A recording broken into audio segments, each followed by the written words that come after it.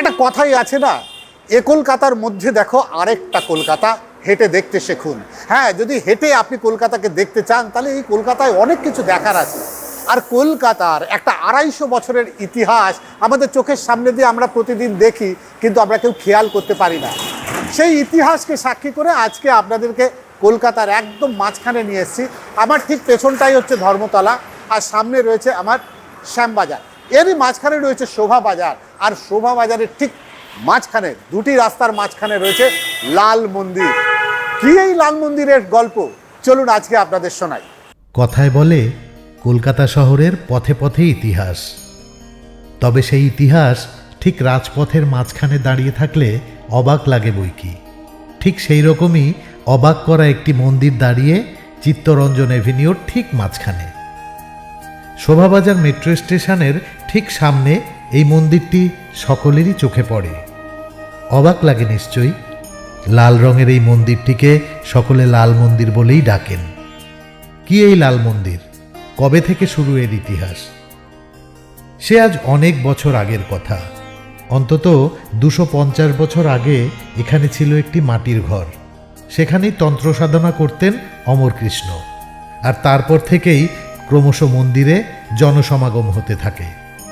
এই অমরকৃষ্ণ ঠাকুর শোভাবাজারের রাজাদের বাড়ি অর্থাৎ নবকৃষ্ণ দেবের বাড়িতে চণ্ডীপাঠ করতেন। তবে অনেকের মতে নাকি স্বয়ং রাজবাড়ির উদ্যোগেই গড়ে উঠেছিল এই মন্দির।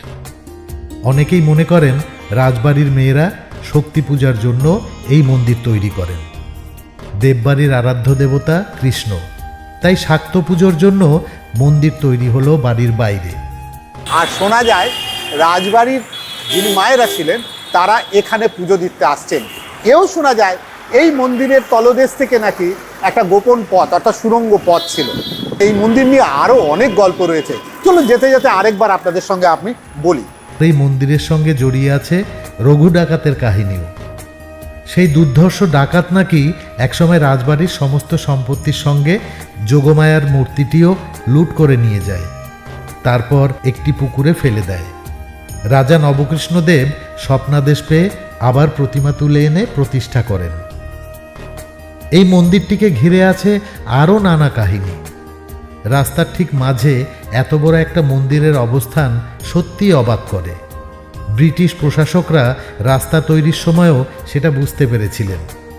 হোক রাজার মন্দির, কিন্তু রাস্তা তৈরির কাজ সবার আগে। তবে মন্দির ভাঙা হলো না।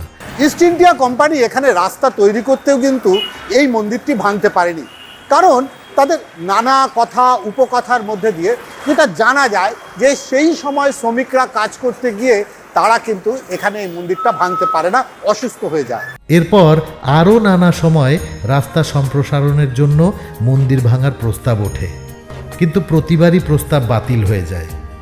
মেট্রো রেলের কর্মকাণ্ডের সময়ও এই মন্দিরের গায়ে কোনো আঁচড় পড়েনি।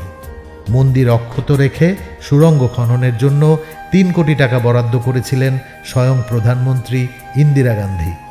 আজও সেই মন্দিরের মধ্যে যোগমায়ার পাশাপাশি পুজো পাচ্ছেন গোপাল, শিব, অন্নপূর্ণা সহ আরও নানা দেবদেবী। সব মিলিয়ে এক অদ্ভুত সহাবস্থান।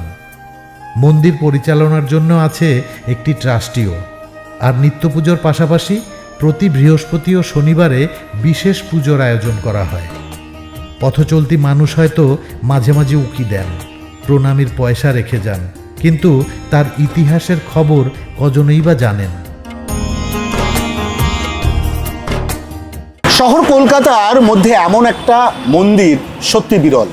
এখান থেকে যখনই কোনো পূর্ণ লোভাতুর মানুষ যান, অন্তত একবার হলেও এই দেবতার পায়ে কপাল ঠেকিয়ে তবে তারা যান।